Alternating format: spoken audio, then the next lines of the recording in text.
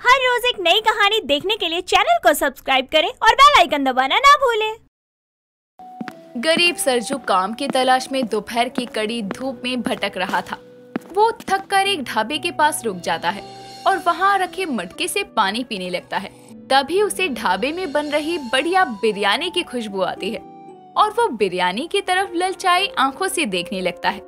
तभी वो अपनी जेब को टटोलता है तो उसमें बस 50 रुपए का नोट था, जिसे देखकर वो कहता है, इतने में तो आधी प्लेट बिरयानी भी नहीं आएगी, और वैसे भी अभी मैं ये पैसे खाने पर खर्च भी नहीं कर सकता क्योंकि अभी तो कोई काम भी नहीं मिला है। पैसों की तंगी के चलते वो 50 के नोट को वापस अपनी जेब में रखता है और पानी पीकर फिर काम की तलाश में निकल पड़ता है।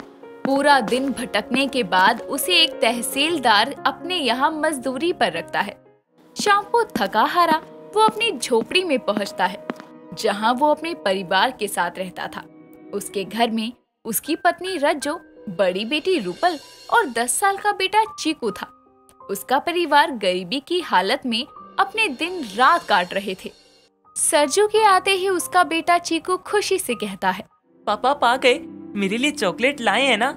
हाँ मेरे बच्चे, मैं तेरी चॉकलेट लाना कैसे भूल सकता हूँ। तभी सरजू अपनी जेब से एक छोटी सी चॉकलेट निकालकर चीकू को देता है।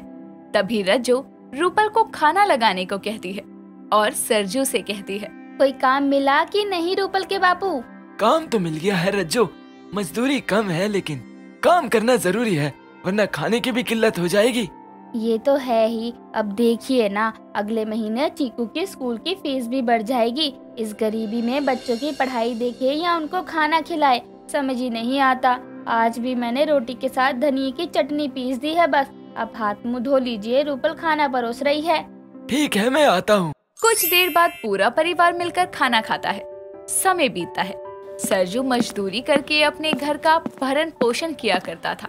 एक रोज रूपल अपनी सहेली मंजू के साथ बाजार के रास्ते से जा रही थी।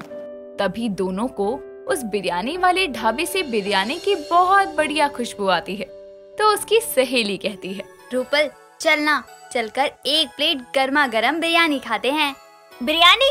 लेकिन तेरी माँ तो कहती है कि तुम शुद्ध शाकाहारी हो और यहाँ तो चिकन बिरयानी मिलती है।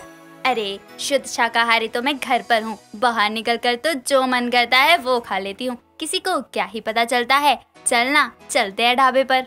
नहीं नहीं मंजू, बिरयानी बहुत महंगी है और मेरे पास उतने पैसे नहीं है, और फिर मैं इतनी महंगी बिरयानी अकेले कैसे खा सकती हूँ। ओफो, तू भी ना खाने की चीज को हर बार मना कर देती है। कभी कभी तो लगता है किस गरीब को अपना दोस्त बना बैठी हूँ मैं। अब तू ऐसे बोलेगी? अरे मजाक कर रही हूँ। बिरयानी ना सही, बर्फ का गोला तो खा ही सकती है ना तू। हाँ चलकर चुस्की खाते हैं। तभी दोनों सहेलियां बाजार में चुस्की वाले के पास जाती हैं और चुस्की खाती हैं। कुछ देर में दोनों अपने अपने घर चली आती हैं। शाम को जब उसकी माँ खाना बना रही थी तो चीकू उसके पास आकर कहता है, माँ मुझे बिरयानी खानी है। आज ना मेरा दोस्त है ना अली, वो खाने के लिए बिरयानी लेकर आया था, उसने थोड़ी सी मुझे भी दी थी। चीकू, तूने उसके लंच से बिरयानी खाई? माँ ने कहा था ना दूसरों का खाना नहीं खाना। नहीं, मैंने खुद नहीं खाई, उसने मुझे खिलाई और वो बहुत अच्छी थी। माँ आप भी बनाओ ना माँ बिरयानी। बिरयानी? पर बेटा उसके लिए बहुत सामान चाहिए और चिकन भी, और हम बिरयानी खाने पर इतने खर्च नहीं कर सकते पैसे। क्यों नहीं कर सकते माँ? मुझे भी बिरयानी खानी है मतलब खानी है। मैं आज पापा के आते ही उनसे कहूँगा। इतना कहकर चीकू बाहर खेलने निकल जाता है। रज्जो ने बिरयानी कभी खाई नहीं थी और ना ही कभी बनाई थी, क्योंकि उन्हें 2 वक्त की रोटी भी नसीब हो जाए यही गनीमत थी। रूपल एक समझदार औरत थी, इसीलिए जिद नहीं करती थी। लेकिन चीकू अभी बच्चा था और खाने का शौक किस बच्चे को नहीं होता।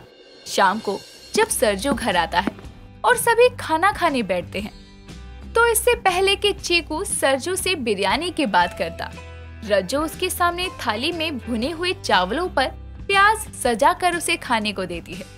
10 साल का चीकू भुने हुए चावल को बिरयानी समझकर खुशी से खाता है, लेकिन उसे बिरयानी वाला स्वाद नहीं आता। तो वो कहता है, माँ ये बिरयानी नहीं है, मुझे नहीं खानी है। बिरयानी? हाँ पापा, चीकू बिरयानी खाने की जिद कर रहा था तो माँ ने बचे हुए चावलों को तड़का मारकर ये बना दिया। और ये बिरयानी जैसी नहीं है पापा, मुझे भी बिरयानी खानी है, मुझे पसंद है बिरयानी। हाँ हाँ चीकू, क्यों नहीं, तेरे पापा तुझे बिरयानी जरूर खिलाएंगे, भर पेट। हाँ, लेकिन अभी माँ ने जो बनाया है उसे खा लो। लेकिन कब पापा? हाँ मैं समझ गया, आप मेरे जन्मदिन पर बिरयानी ला कर देंगे ना, यानी मेरे जन्मदिन पर बिरयानी की दावत होगी है ना? बस कर चीकू, बहुत हो गया बिरयानी, ये चावल खा ले, माँ ने कितने प्यार से बनाए हैं। ठीक है दीदी, लेकिन जन्मदिन पर तो मैं बिरयानी ही खाऊंगा। इतना कहकर चीकू खाना खाने लगता है। समय बीतता है। चीकू का जन्मदिन आने में अभी 2 हफ्ते का समय बाकी था, लेकिन अपने जन्मदिन पर बिरयानी खाने के लिए वो एक एक दिन करके गिन रहा था। वहीं उसके गरीब माता पिता भी चाहते थे कि वो अपने बच्चे की ये इच्छा कम से कम पूरी कर सके। एक रोज रूपल अपने भाई के साथ दुकान से सामान लेकर लौट रही थी। तभी चलते चलते चीकू रुक जाता है तो रूपल उससे कहती है, क्या हुआ, रुक क्यों गया, चलना नहीं है क्या? दीदी दीदी देखो, वो लोग उस ठेले के पास बिरयानी खा रहे हैं, हम भी वहाँ चलते हैं ना? चीकू, तेरे जन्मदिन पर पापा तुझे बिरयानी खिलाने वाले हैं ना, पर तू क्यों जिद कर रहा है? लेकिन उसमें तो अभी बहुत दिन बाकी है ना, तब तक यहाँ से खा लेते हैं। तभी रूपल बिरयानी के ठेले पर देखती है तो वहाँ आधी प्लेट चिकन बिरयानी के 70 रुपए लिखे थे और उसके हाथ में सामान के साथ सिर्फ 30 रुपए ही बचे थे। तो वो अपने भाई को समझा बुझा कर घर लाती है। समय बीतता है और आखिरकार चीकू के जन्मदिन का दिन आता है। इस खुशी में रज्जो उसके लिए आटे का हलवा बनाती है और भगवान को भोग लगाने के बाद चीकू को खिलाती है। कैसा है हलवा? अच्छा है माँ, और आज शाम तो हम सब बिरयानी खाएंगे। सुनिए जी, देखिए ज्यादा पैसे खर्च करने की जरूरत नहीं है, आप बस थोड़े पैसे खर्च कर चीकू के लिए ही बिरयानी ले आइएगा। हाँ पापा, माँ सही कह रही हैं। तुम दोनों चिंता मत करो, भगवान की कृपा रही तो आज इस गरीब के घर बिरयानी जरूर आएगी। इतना कहकर सरजू काम पर निकल जाता है। दिन ढलता है। शाम के समय सरजू बिरयानी लेने उसी ढाबे पर जाता है और हाफ प्लेट बिरयानी पैक करने को कहता है। लेकिन किस्मत से उस दिन ढाबे के 1 साल पूरा होने पर हर तरफ से खाने के आधे दाम की छूट थी, जिसके कारण उसे हाफ प्लेट के दामों पर फुल प्लेट बिरयानी मिलती है, जिसे लेकर वो खुशी खुशी घर आता है तो देखता है कि उसके पड़ोस में रहने वाली अमीना बहन उसके घर बिरयानी देने आई है। रज्जो बहन, आज जुम्मा था इसलिए मैंने अपने घर में चिकन बिरयानी बनाई है, इसलिए तुम्हारे लिए भी थोड़ी ले आई, लो कबूल करो। धन्यवाद अमीना बहन, जुम्मा मुबारक हो आपको। शुक्रिया आपको भी। अच्छा, खुदा हाफिज। इतना कहकर अमीना उसे बिरयानी देकर चली जाती है, जिसके बाद इस तरह गरीब के घर पर एक नहीं बल्कि 2-2 जगह से बिरयानी आती है। ये देखकर चीकू बहुत खुश होता है। तभी रज्जो कहती है, इस गरीब के घर कभी बिरयानी की दावत होगी ये कभी नहीं सोचा था। सोचा तो मैंने भी नहीं था रज्जो, मैं तो ढाबे पर हाफ प्लेट बिरयानी ही ले रहा था, लेकिन ढाबे पर छूट के चलते मुझे कम दाम में 1 प्लेट बिरयानी मिल गई। अब जब घर में बिरयानी आ गई है तो खाते हैं ना माँ पापा? हाँ हाँ, पहले तू ही खा ले, इतनी बेसब्री से इंतजार कर रहा था ना बिरयानी खाने का। तभी चीकू सबसे पहले खाने की शुरुआत करता है और फिर पूरा परिवार साथ में मिलकर बिरयानी खाता है। आरती को अपने नाम की तरह ही माता रानी की पूजा करना और उनकी आरती करना बड़ा पसंद था। हर साल वो नवरात्रि के पूरे 9 दिन का व्रत रखा करती थी। ऐसे ही एक दिन वो अपने मोहल्ले की सभी लड़कियों और औरतों को अपने घर में जमा करके नवरात्रों से कुछ दिन पहले कीर्तन कर रही होती है। साथ ही वो जोर जोर से ढोलक बजाते हुए गाती है, पूजा के थाल सजाओ, पूजा के थाल सजाओ, मिलके सब मंगल गाओ, मैया के नवरात्रे आ गए, जय माता दी, जय माता दी। ऐसे ही कीर्तन समाप्त करने के बाद आरती सभी को प्रसाद देती है, जिसके बाद सभी औरतें और लड़कियां अपने घर को चली जाती हैं। तभी आरती की माँ रमा उसके पास आकर कहती है, बेटा हो गया तेरा पूजा पाठ? हाँ माँ, हो गया। दिल खुश हो जाता है माता रानी की चौकी लगाकर और फिर कीर्तन करके। वो तो है बेटा, बस माता रानी तेरी इस भक्ति का तुझे फल दे दे और तुझे एक अच्छा सा वर दे दे, ताकि मेरी भी चिंता मिट जाए। माँ पर भरोसा रखो माँ, सब कुछ अच्छा होगा। अच्छा सोचो, अच्छा होगा। माता रानी कभी किसी का गलत नहीं होने देती। ऐसे ही दोनों माँ बेटी काफी देर तक बातें करती हैं। वक्त गुजरता है। आरती की माता की चौकी लगाकर पूजा पाठ करना जारी रहता है। कुछ वक्त बाद रमा आरती का रिश्ता युवी नाम के बड़े घर के लड़के से तय कर देती है और 1 महीने के अंदर ही दोनों की शादी हो जाती है। हाथों में माता रानी की छोटी सी प्रतिमा लिए हुए आरती जैसे ही अपने ससुराल की रस्म करती है, तभी उसकी सास कुसुम बोलती है, अरे बहू, ये हाथों में क्या है? माँ जी, माता रानी है। अपने ससुराल में माँ के बिना कैसे आ सकती हूँ? अरे तेरी खुद की माँ है, मैं तेरी सासू माँ हूँ, फिर ये तीसरी माँ का क्या काम? ये तो खाली एक मूर्त है। माँ जी, मूर्त ये नहीं, मूर्त तो हम सब हैं, वो भी इनकी बनाई हुई। यही तो है जगत जननी सर्व कल्याणी।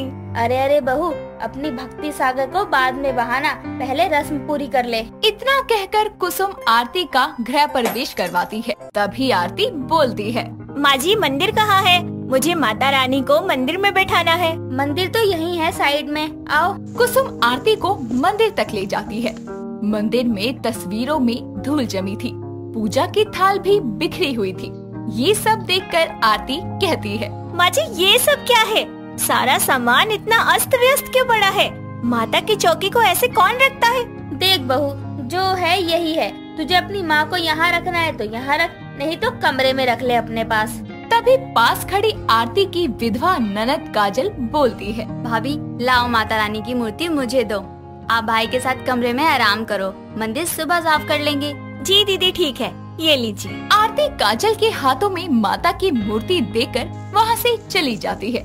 अगले दिन सुबह जल्दी उठकर आरती पूरा मंदिर अच्छे से साफ करती है और आरती गाती है, भोरे भई दिन चढ़ गया मेरी अम्बे, भोरे भई दिन चढ़ गया मेरी अम्बे, हो रही जय जयकार मंदिर विच आरती, जय मां सच्चिया जोता वाली आरती, जय मां। आरती की आवाज सुनकर सभी उठ जाते हैं और मंदिर में आते हैं। तभी आरती का पति युवी गुस्से में बोलता है, माँ, आपने इसे बताया नहीं कि मुझे ये सब पसंद नहीं है, ये पूजा पाठ। मैं अखंड नास्तिक हूँ। बेटा, मैं कल बताना भूल गई इसे। आरती, मेरी बात कान खोलकर सुन लो, मुझे ये सब जरा भी पसंद नहीं। तुम्हें अपनी ये पूजा पाठ करनी है तो उठाकर मंदिर स्टोर रूम में ले जाओ, नहीं तो पूजा करना छोड़ दो।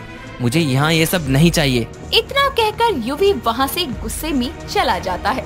तभी कुसुम बोलती है, बहू, अब तुझे समझ तो आ ही गया होगा कि इस घर में मंदिर की ये हालत क्यों थी। और हाँ, ये भी बता देती हूँ कि मैं और मेरा बेटा भगवान जैसी किसी चीज में कोई आस्था नहीं रखते। बेहतर यही होगा कि तुम भी ये ढोंग छोड़ दो।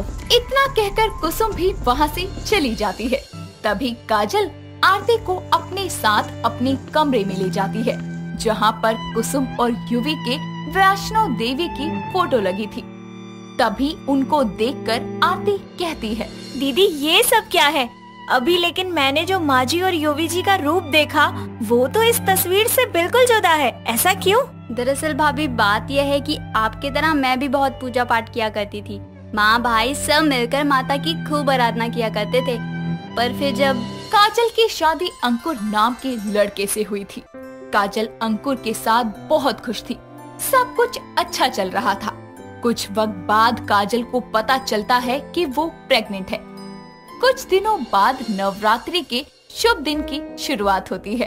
अंकुर और काजल माता के मंदिर में पूजा करके घर आ रहे थे और रास्ते में उनकी कार का एक्सीडेंट हो जाता है। उस हादसे में मेरे बच्चे और पति दोनों की मौत हो गई और मुझे एक खरोच तक नहीं आई। बस तब से माँ के दिल में वहम बैठ गया कि माता रानी उसी का भला करती है जो उनको मानता है, बाकी किसी से उनको लेना देना नहीं है। तब से माँ को देख देख कर युवी भी उसी रास्ते पर चलती है। काजल से सच जाने के बाद आरती वहाँ से चली जाती है और मंदिर में जाकर बैठ जाती है। साथ ही माता रानी के सामने हाथ जोड़कर बोलती है, माँ, मैं जानती हूँ ननन जी के साथ जो भी हुआ वो गलत था, पर जो भाग्य में लिखा है होता तो वही है ना। माता रानी, मुझ पर अपनी कृपा दृष्टि बनाए रखना ताकि मैं अपने पति और अपनी सास की खोई हुई आस्था और यकीन को वापस ला पाऊँ। ऐसे ही दिन गुजरते जाते हैं। आरती युवी और कुसुम को बहुत समझाती है, पर वो दोनों हर बार उसे खरी खोटी सुनाकर उसका मुंह बंद करवा दिया करते। ऐसे ही दिन बीतते जाते हैं। नवरात्रि के शुभ दिन आरंभ होते हैं। आरती घर पर माता की चौकी लगाती है और खूब पाठ पूजा करती है। ऐसे ही एक रोज जब आरती पूजा कर रही होती है, तभी वहाँ युवी आता है और उसकी पूजा की थाली को हाथों से छीनकर जमीन पर फेंकते हुए कहता है, कितनी बार मना किया है ना, मुझे नहीं पसंद। इन मिट्टी की मूर्त को कितना भी पूज लो, कुछ नहीं हो सकता। ये कभी मदद नहीं करती, बस बेजुबान मूर्ति है। काजल दीदी भी कितना करती थी, उनको क्या मिला? छिन गया ना सब कुछ उनका। युवी इतना बोल ही रहा था कि तभी वो जमीन पर गिर जाता है और उसके आधे शरीर में लकवा मार जाता है। उसकी ये हालत देखकर सब घबरा जाते हैं और ये देखकर आरती माता रानी के सामने हाथ जोड़कर कहती है, नहीं नहीं माता रानी, ये आपने क्या किया? मेरे सुहाग को उसकी गलती की ऐसी सजा ना दो। माँ जी, ननन जी के साथ जो भी हुआ उसका मुझे बहुत दुख है, पर हमारे जीवन में जो लिखा है वो हमें भोगना ही पड़ेगा। फिर चाहे वो हमारे इस जन्म के पाप हो या फिर पिछले जन्म के।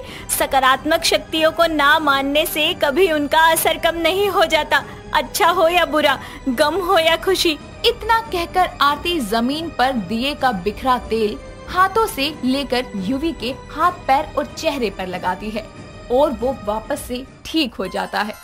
इस चमत्कार के बाद युवी और कुसुम का खोया हुआ यकीन भी लौट आता है और सब मिलकर माता रानी की आराधना करते हैं। दोस्तों, अगर आपको ये कहानी पसंद आई तो इसे लाइक करें, शेयर करें और कमेंट करके बताएं कि कहानी में आपको सबसे अच्छा क्या लगा।